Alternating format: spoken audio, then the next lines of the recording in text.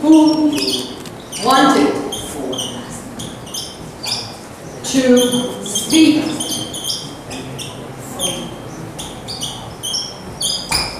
to you? All right, I just want everyone to look at this for a minute, class. Ross suggested a woman phoned last night who wanted to speak to you. What does who wanted to speak to you, what does it refer to? What does it modify? Woman, woman. And woman is over here. Now the rule is the modifier should be as close to the word modified as possible. You can see why. It's much clearer to say a woman who wanted to speak to you instead of a woman phoned last night. This would make it last night who wanted to speak to you, you know? So that's a very good, important, basic rule in English to try to keep the modifier as close to the word modified as possible. Teacher, maybe this is almost like broken English. You know, really. Teacher, I can say a woman who phoned last night want to speak. Yes, that's perfectly fine. Yes. Sure. Can we combine the three sentences in one? Example. What do you mean? Oh, you mean could you have? Yeah, sure. Because you can have an independent clause and two dependent clauses. Yeah. Yes.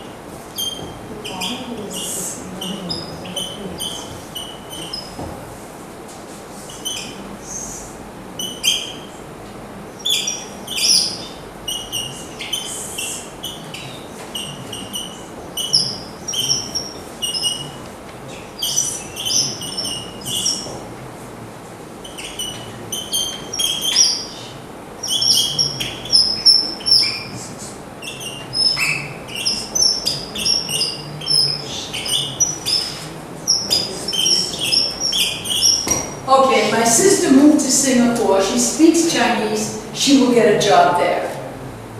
My sister, who speaks Chinese, moved to Singapore where she will get a job.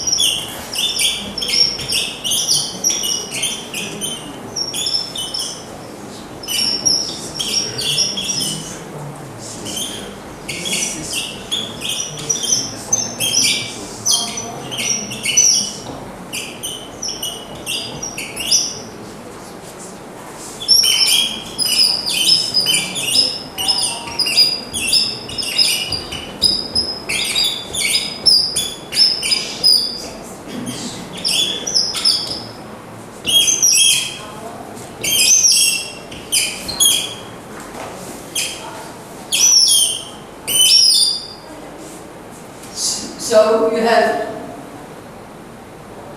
one independent clause, my sister moved to Singapore, two dependent clauses, who speaks Chinese and where she will get a job. Notice that who speaks Chinese modifies sister and it's right next to it. Singapore, where she will get a job, right next to it.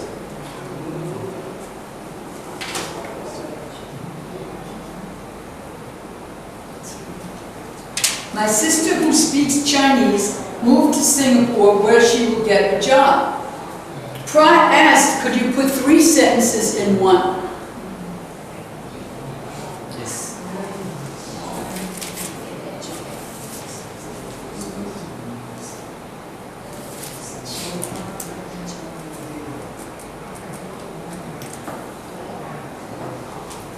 Notice that every clause has a subject and a verb though. Subject, verb. Subject, verb. Subject, verb.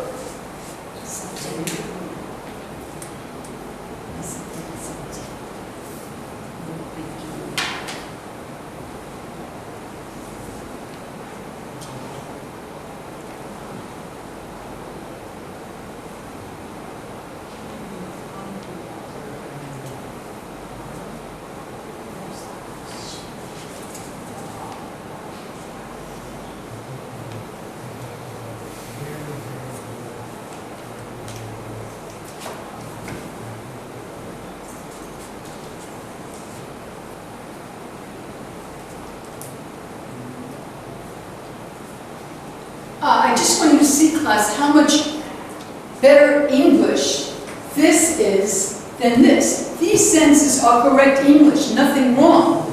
This is just more mature writing. In fact, we use the expression in English when we teach school that we call these baby sentences.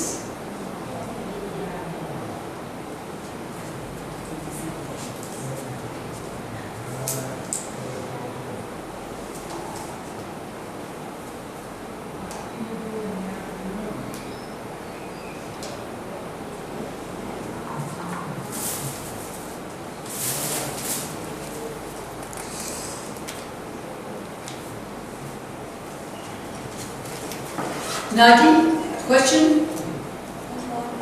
Because I'm really deeply way out. Don't have any opinion. Okay, is it very complicated? Too difficult? Not difficult. I'll read by myself. But I try to understand it every day you teaching.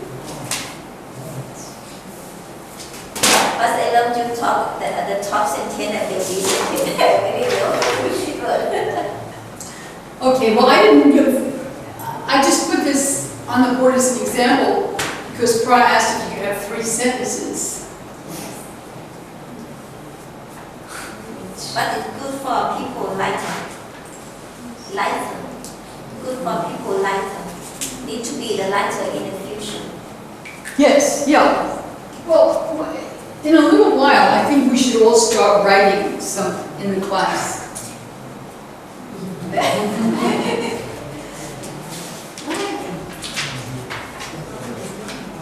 Okay, please open to 14.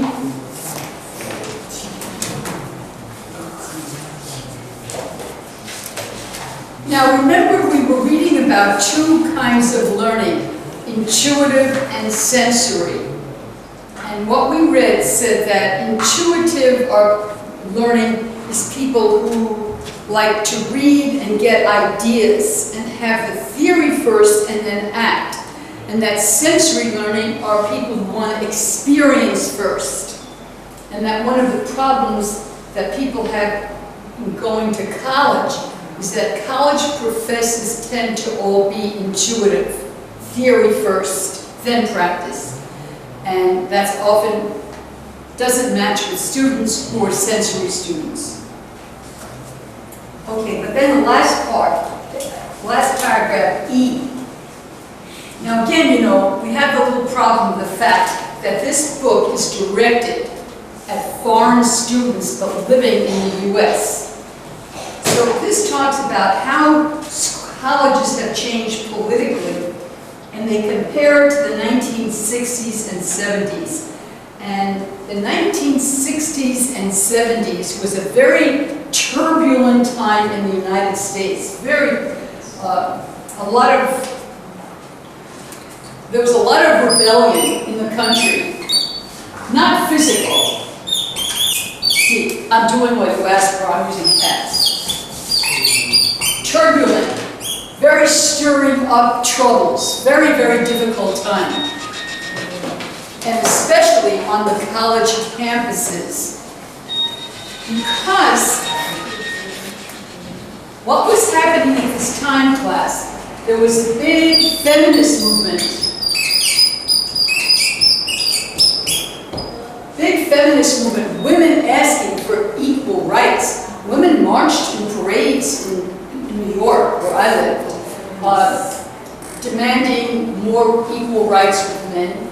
And it was a very big anti-Vietnam War protest. The United States was fighting in Vietnam. And there were many, many, many Americans against the war, especially college students. So people in college were very politically active. And you don't see that anymore, really. This is the time of get a degree, get out of here, make some money. You know, very big difference.